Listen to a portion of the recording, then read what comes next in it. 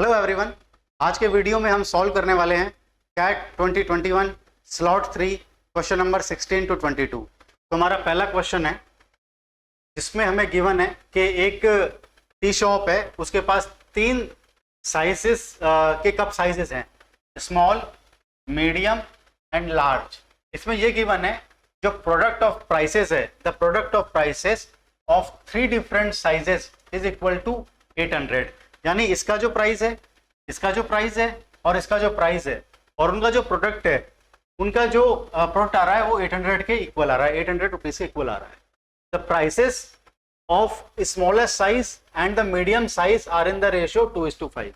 यानी इसका प्राइस और इसका प्राइस का जो रेशियो है वो 2:5 है। तो मैं ये अज्यूम कर लेता हूँ ये 2K है और ये 5K प्राइस है इसका, और इसका जो प्राइस है वो LE है, ठीक है ना, क्योंकि इस पर कोई कंडीशन क्वेश्चन में गिवन नहीं है। अब इनका जो प्रोडक्ट है वो मुझे गिवन है कि 800 के इक्वल है। सो आई can say 2K multiplied by 5K multiplied by L is equal to 800। ये 800 के इक्वल है। अब इसको मैं मल्टीप्लाई करता हूं तो मेरे पास आ जाएगा K²L, इसकी जो वैल्यू आ जाएगी वो 10 से डिवाइड होकर 80 की आ जाएगी, यानी K² इंटू L की जो वैल्यू आ जाएगी मेरे पास वो 80 के इक्वल आ जाएगी। नेक्स्ट कंडीशन गिवन है मुझे कि शॉप ओनर डिसाइड करता है प्राइस इंक्रीज करने का स्मॉलेस्ट का और मीडियम वन का बाय ₹6, यानी इसका प्राइस 6 रुपये बढ़ा देता है और इसका प्राइस भी 6 रुपीज़ बढ़ा देता है। तो इसका प्राइस हो जाएगा मेरे पास 2K + 6, इसका प्राइस हो जाएगा मेरे पास 5K + 6, और इसका जो साइज है वो अनचेंज रहता है, इसका जो प्राइस है वो अनचेंज रहता है। तो उस केस में मेरे पास जो उनका प्रोडक्ट होता है वो अब 3200 हो जाता है।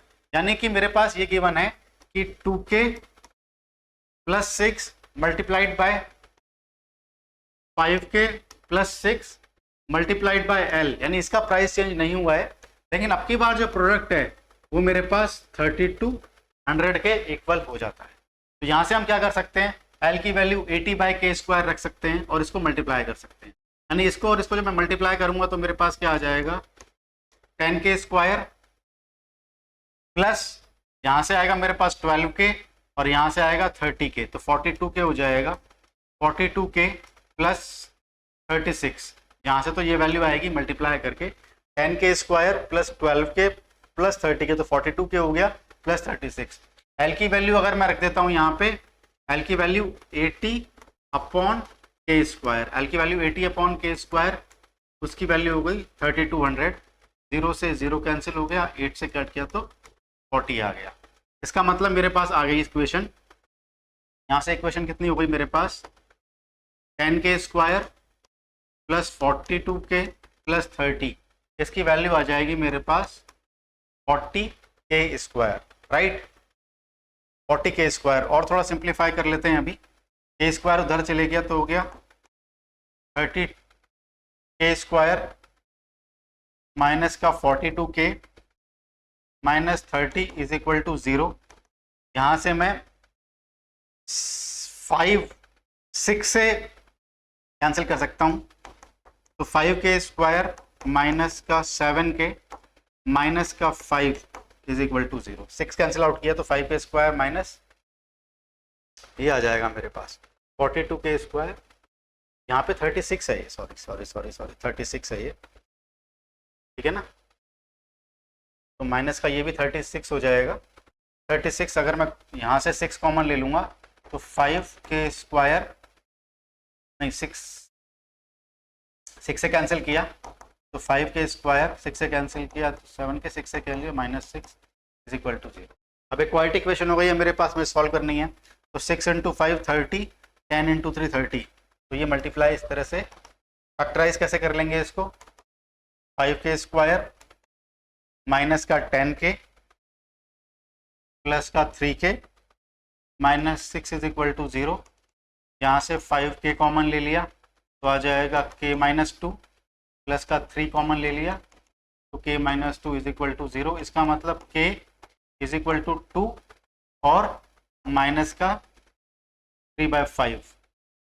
ये तो पॉसिबल नहीं हो सकती K की वैल्यू, तो K इज इक्वल टू 2 है, जो करेक्ट आंसर मेरे पास हो जाएगा। तो K की वैल्यू 2 आ जाएगी मेरे पास। अगर K की वैल्यू 2 आ जाएगी तो इसका प्राइस हो जाएगा मेरे पास 4 रुपीज़। के की वैल्यू 2 आ जाएगी तो इसका प्राइस हो जाएगा मेरे पास 10 रुपीज़। के की वैल्यू 2 आ जाए, इसका प्राइस हो जाएगा 10 रुपीज़, इसका हो जाएगा 2। और एल का प्राइस कितना हो जाएगा, के की वैल्यू 2 रखता हूँ मैं तो 4 यानी 4 से डिवाइड हो जाएगा, एल की वैल्यू आ जाएगी मेरे पास 20 रुपीज़। ठीक है ना। तो मैं जब के की वैल्यू आ गई तो एस, एम और एल तीनों का प्राइस आ गया मेरे पास। अब मुझसे क्वेश्चन में क्या पूछा है, the product then changes to the sum of the original prices, the sum of the original prices of 3 different sizes, यानी 3 डिफरेंट साइजेस जो मेरे पास हैं उनका सम कितना होगा। तो सम कितना होगा मेरे पास 4 + 10 + 20, 4 + 10 + 20, तो 20 + 10 30 और 34, तो आंसर हो जाएगा इसका 34। ठीक है ना, 34 इज माई करेक्ट आंसर, 34। ठीक है ना, easy to moderate level question this lot of. Next question, यहाँ पे मेरे पास एक रेक्टेंगुलर प्लॉट गिवन है और उस पर जो फेंसिंग की कॉस्ट है मुझे वो गिवन है कि 200 रुपीज़ पर स्क्वायर फीट है एक साइड पे, और बाकी पे क्या है 100 रुपीज़ पर स्क्वायर फीट है बाकी 3 साइड पे, और area of the rectangular plot given है मुझे। तो मुझसे पूछा है कि lowest possible cost of fencing of all 4 sides कितना होगा। तो यहाँ पे मुझे 2 केस लेने पड़ेंगे कि सपोज ये साइड ए है, ये साइड भी ए होगी, ये बी होगी, ये बी होगी। ठीक है ना, 2 केस में कैसे ले रहा हूँ मैं, ये साइड ए है, ये साइड बी है, ये साइड ए है और ये साइड बी है। क्वेश्चन में क्या गिवन है मुझे कि एक साइड पे जो फेंसिंग हो रही है उसकी जो कॉस्ट है वो 200 रुपीज़ पर स्क्वायर फीट है। तो मैं मान लेता हूँ सपोज पहले केस में इसकी कॉस्ट 200 रुपीज़ पर स्क्वायर फीट है और सेकंड केस में इसकी कॉस्ट जो है वो 200 रुपीज़ पर स्क्वायर फीट है। तो बाकी जो कॉस्ट है वो मुझे 100 100 100 के हिसाब से होगी, यानी इसकी जो कॉस्ट आएगी वो 100 रुपीज़ के हिसाब से, इसकी जो आएगी 100 के हिसाब से, और इसकी जो आएगी 100 के हिसाब से। इस केस में ये 100 होगा, ये 100 होगा और ये, कहने का मतलब ये 200 वाले केस में पहला केस जो किया है उसमें जो लॉन्गर साइड है उस पर 200 है और जो यहाँ पे स्मॉलर साइड है उस पर 200 है। तो यहाँ पे एक कंडीशन मैंने लिख ली है। ठीक है ना। Next is the area of the rectangular plot is 60,000 square feet. The rectangular plot का जो एरिया है, तो एरिया कितना होता है हमेशा A × B, उसकी वैल्यू कितनी गिवन है मुझे 60,000। 60,000 ये मुझे इसका प्रोडक्ट यानी एरिया गिवन है। अब यहाँ पे इक्वेशन बनाते हैं, the cost of fencing of rectangular plot. Cost of fencing, जैसे ये साइड ए है तो इस पे जो फेंसिंग की कॉस्ट है वो 200 × A हो जाएगी, इस पे 100 × B, इस पे 100 × A और इस पे 100 × B। तो सबको ऐड कर देता हूँ तो कितना आ जाएगा 200A + 100A, तो ये कितना हो जाएगा मेरे पास 300A + 100B + 100B यानी कि 200B। तो यहाँ पे कॉस्ट ऑफ फेंसिंग, इसको C1 मान लेता हूँ मैं, कॉस्ट ऑफ फेंसिंग। तो C1 की वैल्यू कितनी आ जाएगी, यहाँ से मैंने 100 अगर कॉमन ले लूँ, 100 कॉमन ले लिया तो आ जाएगा 3A + 2B। यहाँ पे कॉस्ट ऑफ फेंसिंग मैं C2 मान लेता हूँ, तो कॉस्ट ऑफ फेंसिंग कितनी आ जाएगी 200A + 300B which is equal to C2 की वैल्यू कितनी हो गई 100 कॉमन ले लिया तो आ जाएगा मेरे पास 2A + 3B। राइट। अब मुझे ये वैल्यू या ये वैल्यू दोनों में से कोई भी पॉसिबल केस जो होगा वो मिनिमाइज करना है। ठीक है ना, वो मिनिमाइज करना है। तो यहाँ पे 3A + 2B आ रहा है और यहाँ पे 2A + 3B आ रहा है। अब आपको एक कंडीशन पता होगी, कोई भी 2 नंबर होते हैं मेरे पास तो उनका जो अर्थमेटिक मीन होता है it is always greater then और इक्वल टू ज्योमेट्रिक मीन। तो यहाँ पे एक नंबर मान लिया मैंने 2A, इस वाले केस में, इस वाला केस लेते हैं तो एक नंबर लिया मैंने 3A और एक नंबर लिया 2B। तो इनका जो अर्थमेटिक मीन आएगा, वो हमेशा ग्रेटर देन इक्वल टू होगा इनके ज्योमेट्रिक मीन से। तो इनका ज्योमेट्रिक मीन कितना होगा 3A × 2B की पावर 1/। ठीक है ना, इसको सिंप्लीफाई करेंगे तो इसकी मिनिमम वैल्यू निकालनी है, यानी ये नंबर इस नंबर से हमेशा बड़ा होगा तो 2 मल्टीप्लाई में आ जाएगा। ठीक है ना, और स्क्वायर रूट में क्या आएगा मेरे पास, यानी 1/2 स्क्वायर रूट 3 × 2 6 × AB, और AB की वैल्यू कितनी है मेरे पास 60,000। राइट, 60,000 यानी ग्रेटर देन इक्वल टू कितना आ गया ये 2 × यहाँ से 6 बार आ जाएगा और 10,000 का 100 बार आ जाएगा। यानी कि मेरे पास 3a plus 2b, 3a plus 2b is always greater than 1200, 3a plus 2b is always greater than 1200। तो C1 जो होगा वो मेरे पास always greater than to equal to हो जाएगा 100 multiplied by 3a plus 2b। 3a plus 2b की minimum value कितनी आ गई है यहाँ से सॉल्व करके 6 इंटू 12, 12 इंटू 100, 1200। तो ये वैल्यू आ रही है मेरे पास ऑलवेज ग्रेटर देन 1,20,000। तो C1 is always greater then और इक्वल टू 1,20,000। तो ये केस के लिए तो हमने निकाल लिया है। इस केस के लिए देखते हैं C2 की जब कंडीशन निकालता हूँ तो यहाँ पे नंबर आएगा मेरे पास 2a प्लस 3b। तो 2a plus 3b, 2a plus 3b is always greater than equal to, divide by 2 था वो मैं इधर ले गया और नंबर कौन से हो जाएंगे मेरे पास 2a 3b की पावर ये। तो 2a इंटू 3b यानी 2 इंटू 6ab है, ये भी 6ab है, ये भी 6ab है स्क्वायर रूट में, यहाँ पे स्क्वायर रूट में मेरे पास 6ab आया। इसका मतलब ये वर्क्स की जो मिनिमम वैल्यू आएगी वही इसकी भी मिनिमम वैल्यू आएगी। तो दोनों केस में मेरे पास C1 और C2 will always be greater than equal to 1,20,000। मेरे पास यहाँ पे C ऑप्शन जो है ग्रेटर देन 1,20,000, ये मेरे पास करेक्ट ऑप्शन हो जाएगा। ठीक है, चलिए आगे बढ़ते हैं। ये was moderate to difficult level question. यहाँ पे कंडीशन मेरे पास बैंक ए ऑफर्स 6% इंटरेस्ट पर एनम कंपाउंडेड हाफ ईयरली। यहाँ पे मेरे पास एक बैंक ए है, एक बैंक बी है और एक बैंक सी है। जो ए है मेरे पास वो देता है 6% कंपाउंडेड हाफ ईयरली, ठीक है ना। Bank B and C offer simple interest, ये सिंपल इंटरेस्ट ऑफर करते हैं but annual interest rate offered by C is twice that of B.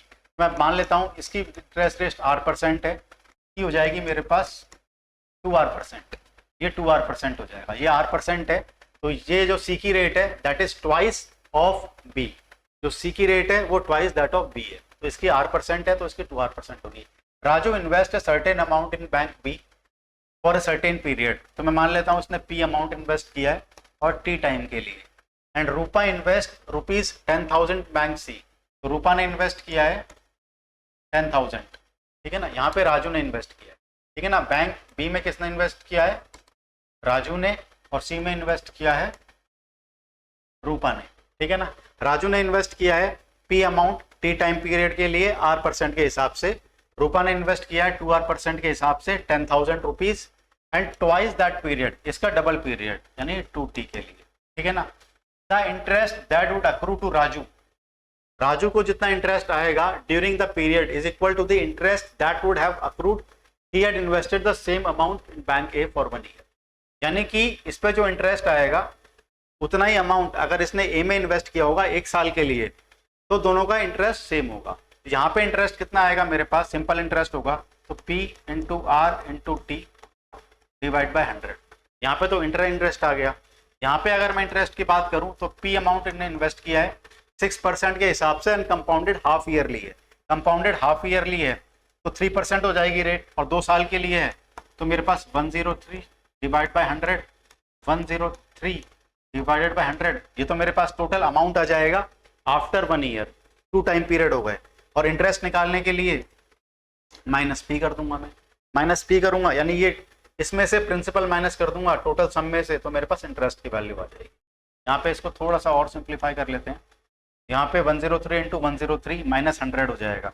103 into 103 is 10609 minus 10,000, 100 into 100 का LCM हो जाएगा, ये डिवाइडेड बाय हो जाएगा 100 इंटू 100, ठीक है ना, बस ये हो जाएगी।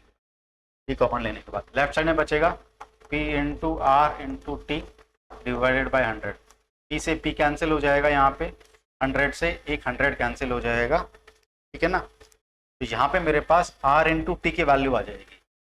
यहाँ से मेरे पास R इंटू टी की वैल्यू कितनी आ जाएगी, ये बचेगा मेरे पास 609 divided by 100, 609 divided by 100। R into T की वैल्यू हो जाएगी 609 divided by 100, 609 divide by 100। Question में क्या पूछा है हमसे,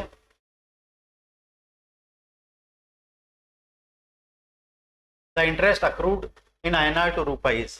तो इस वाले कंडीशन के हिसाब से रुपये को कितना इंटरेस्ट मिलेगा, तो रुपये को कितना इंटरेस्ट मिलेगा, सिंपल इंटरेस्ट का फॉर्मूला आएगा, प्रिंसिपल कितना है इस केस में, इसके लिए 10,000 रुपीज, रेट ऑफ इंटरेस्ट है 2R%, 2R, टाइम पीरियड कितना है 2T डिवाइडेड बाय 100, यहाँ पे 20 से 20 कैंसिल हो जाएंगी, मेरे पास क्या बचेगा 100 इंटू 4 इंटू RT, और RT की वैल्यू कितनी है मेरे पास 609 डिवाइड बाय 100, 100 से 100 कैंसिल हो जाएगा 2436, तो सिंप्लीफाई करें ये वाला आंसर आ जाएगा 2436। यस, ये ऑप्शन है, very easy question from this lot of that, ठीक है ना, correct answer will be 2436।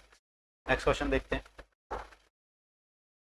If f of x is equal to x square minus 7x and gx की वैल्यू x plus 3 गिवन है मेरे पास, then the minimum value of f of gx minus 3x is, ठीक है ना। तो यहाँ पे solve करने के लिए जो कंडीशन गिवन है वो ही हम फुलफिल करते जाते हैं, यानी f of gx की वैल्यू निकाल लेते हैं पहले, f of gx, यहाँ पे f of gx की वैल्यू क्या गिवन है x plus 3 minus 3x, right.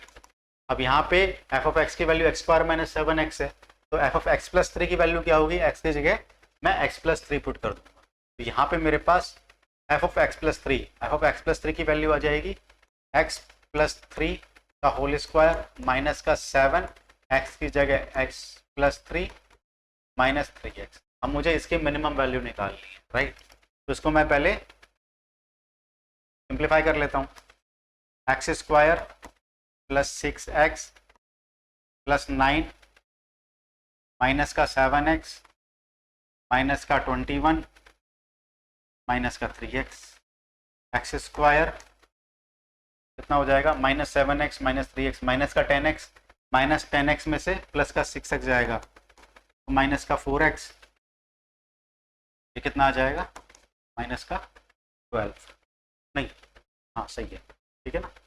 अब दो तरीके करने के, या तो आप डिफरेंशिएट कर दो, इसको डिफरेंशिएट करके इक्वल टू 0 कर दो, x की जो वैल्यू आएगी वैसे कर सकते हो, और जिनको ये नहीं आता है इंटीग्रेशन डिफरेंशिएशन वगैरह वो सिंपल टेक्निक से कर सकते हैं। इसको मैं क्या लिख सकता हूँ, x माइनस 2 का होल स्क्वायर, तो x square minus 4x plus 4 आएगा, प्लस 4 को खत्म करने के लिए मैंने 16 करूँगा, यानी कि इसकी जो वैल्यू आएगी वो इसकी जो वैल्यू आएगी।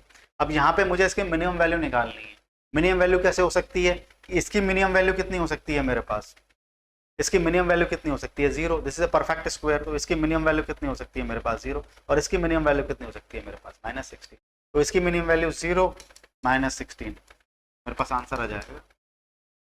अदरवाइज आप इसको डिफरेंशिएट कर सकते हो, x की जो वैल्यू आएगी 2x minus 4 is equal to 0, तो x की वैल्यू 2 आ जाएगी, x की वैल्यू 2 पुट कर सकते हैं यहाँ पे, तो जो आंसर आएगा 2x minus 4 is equal to 0, x की जो वैल्यू आएगी वो पुट करूँगा, तो इट मस्ट बी, ठीक है ना, minus 16 will be my correct answer. Again easy to moderate level question from this lot of.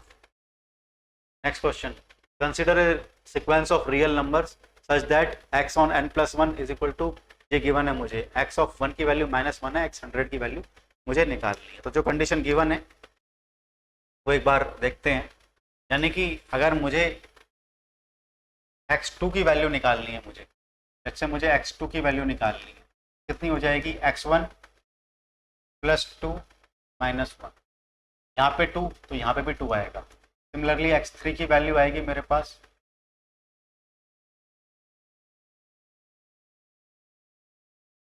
ठीक है ना, x3 की वैल्यू आ जाएगी x2 प्लस 3 माइनस 1, x4 की वैल्यू आ जाएगी x3 प्लस 4 माइनस 1। सिमिलरली मुझे 100 की वैल्यू निकालनी है, तो एक बार 99 की वैल्यू भी देख लेते हैं। 99 की जो वैल्यू आ जाएगी x 98 प्लस 99 माइनस 1, और x 100 की जो वैल्यू आ जाएगी x 99 प्लस 100 माइनस 1, ठीक है ना। अब इन सबको मैं अगर ऐड कर देता हूँ, इन सबको ऐड करूँगा तो x2 से x2 कटेगा, x3 से x4 कटेगा, x4 से x4 कटेगा, एंड सो ऑन करता जाएगा। x98 से x98 कट जाएगा, x99 से x99 कट जाएगा, तो मेरे पास लास्ट में जो कंडीशन आएगी वो आ जाएगी x100 की जो वैल्यू आ जाएगी, यहाँ से x1 आ जाएगा प्लस 2 प्लस 3 प्लस 4 प्लस 9, ये ऐड होता जाएगा और ये 100 तक आ जाएगा। ठीक है ना, ये 100 तक आ जाएगा। ओके, अब ये 100 तक मेरे पास आ जाएगा, लेकिन इसमें 1 नहीं है मेरे पास। ठीक है ना, x1 यहाँ पे आप इसको ऐसे भी कर सकते हो, इसकी वैल्यू कितनी लिख सकते हो 1, इसकी वैल्यू कितनी लिख सकते हो 2, इसकी वैल्यू कितनी लिख सकते हो 3। सिमिलरली ये वैल्यू आ जाएगी मेरे पास 98 और ये वैल्यू आ जाएगी 99। अल्टीमेटली मुझे 1 to 99 का सम और लिखना है x1 के अलावा। तो 1 to 99 का सम कितना होता है मेरे पास 99 into 100 डिवाइड बाई 2, और x1 की वैल्यू कितनी है मेरे पास -1। तो -1 प्लस इसका सम निकालूंगा मैं इंटू 50, कितना हो जाएगा ये, ठीक है ना 4950। 99 इंटू 5 इज 4950, माइनस करूंगा 1 तो 4949, ये option will be my correct. ठीक है, चलिए नेक्स्ट क्वेश्चन देखिए। The number of distinct pair of integer satisfying 1 plus mn is less than mn is less than 5। यहाँ पे मेरे पास क्वेश्चन है कि modulus of 1 plus mn less than m plus n less than 5। Modulus नहीं है ये 5, तो कितने पेयर ऑफ इंटीजर्स जो होंगे m और n के वो इसको सेटिस्फाई करेंगे, ये मुझे निकालना है। यहाँ पे मैं देख सकता हूँ कि ये भी एक पॉजिटिव नंबर होगा, ये भी पॉजिटिव नंबर होगा और ये भी एक पॉजिटिव नंबर होगा। अब यहाँ पे इस मॉडुलस की वैल्यू कितनी हो सकती है, मिनिमम 0। अगर ये 0 हुआ तो ये 1 2 3 4 हो सकता है और ये 5 होगा। ठीक है ना, तो अगर इसकी वैल्यू 0 हो गई, अगर इसकी वैल्यू 0 होती है, सपोज इसकी वैल्यू 0 होती है, तो इसकी वैल्यू 0 होने के लिए m इंटू n -1 होना पड़ेगा। If this is 0 the m into n will be -1। m into n -1 का मतलब क्या हुआ कि एक मेरे पास 1 होगा और एक -1 होगा, या तो m 1 होगा या एक -1 होगा, या एक -1 होगा तो एक 1 होगा। अदरवाइज दो इंटीजर्स का प्रोडक्ट मेरे पास -1 कभी आ ही नहीं सकता है। तो एक 1 होगा और एक -1 होगा, तो उनका सम जो है वो हमेशा 0 आ जाएगा। तो यानी कि अगर मैंने इसको 0 मान लिया तो ये भी मेरे पास डेफिनेटली 0 के इक्वली होगा। तो ये कभी बड़ा नहीं हो सकता, तो इसका मतलब इसकी वैल्यू 0 कभी नहीं हो सकती। दूसरा केस ले सकते हैं, हमें दूसरा केस लिया कि सपोज 1 प्लस mn जो है इसका मॉडुलस की वैल्यू लेट से मैंने 1 के इक्वल ले ली। अगर ये मैंने 1 के इक्वल ले ली है तो इसकी वैल्यू 2 के इक्वल लेनी पड़ेगी मेरे को, या फिर 3 के इक्वल लेनी पड़ेगी, या फिर 4 के इक्वल लेनी पड़ेगी, क्योंकि ये लेस देन 5 रहेगा और ये 1 से बड़ा होना चाहिए। यहाँ पे वैल्यू मेरे पास 5 है। ठीक है ना, एक केस तो ये हुआ। अब 1 प्लस mn के अंदर मॉडुलस की वैल्यू 1 है, तो इसका मतलब 1 प्लस mn की जो वैल्यू है या तो +1 होगी, या 1 प्लस mn की वैल्यू जो है वो -1 के इक्वल। ठीक है ना, अब दो केस हो गए, 1 plus mn is equal to 1, 1 plus mn is equal to -1। तो यहाँ से 1 से 1 खत्म हो गया, तो मेरे पास आ गया mn की वैल्यू 0। अब m इंटू n की वैल्यू मेरे पास 0 आ रही है, m इंटू n की वैल्यू मेरे पास 0 आ रही है। इसका मतलब या तो m इज इक्वल टू 0 या फिर m इज इक्वल टू 0, दोनों नहीं हो सकते, और भी होगा, दोनों हो सकते हैं, बट अगर इनमें से एक भी हुआ तो देखते हैं क्या केस आ सकता है। अगर दोनों 0 हुए तो क्या होगा, ये वैल्यू 0 हो जाएगी। अगर दोनों 0 हुए तो ये वैल्यू 0 हो जाएगी। इसका मतलब दोनों 0 नॉट पॉसिबल, इनमें से एक को 0 हो सकता है। अगर एक 0 होगा, यानी कि अगर मैंने m इज इक्वल टू 0 मान लिया, let's say m is equal to 0 मान लिया, तो n की वैल्यू क्या हो सकती है मेरे पास 234, n की वैल्यू 234 हो सकती है, और मेरे पास हो सकती है -2 -3 -4। इंटीजर तो चाहिए, ये तो लिखा नहीं है पॉजिटिव इंटीजर से, तो m की वैल्यू 0 हो गई, तो यहाँ पे n की वैल्यू 234 और -234 हो सकती है, ताकि ये वाला सम जो है वो 2 और 3 और 4 आ जाए। सिमिलरली अगर n इज इक्वल टू 0 हो गया तो इसकी वैल्यू 2 3 4 और -2 -3 -4 आएगी। ठीक है ना, तो यहाँ पे n इज इक्वल टू ये वैल्यू आ जाएगी, यहाँ पे m इज इक्वल टू ये वैल्यू आ जाएगी। अब यहाँ पे देखना ये है कि n इज इक्वल टू 0 के लिए यहाँ पे 6 वैल्यूज आ रही हैं मेरे पास, n इज इक्वल टू 0 के लिए यहाँ पे 6 वैल्यूज आ रही है। ठीक है, जो इस कंडीशन सेटिस्फाई कर रही है। तो अभी तक मेरे पास 12 वैल्यूज आ चुकी है। ठीक है ना, एक केस लिया मैंने पहला, जब 1 plus mn is equal to 1 माना, तो एक केस हो गया 1 plus mn is equal to 1, तो यहाँ पे मेरे पास 12 केस आ गए।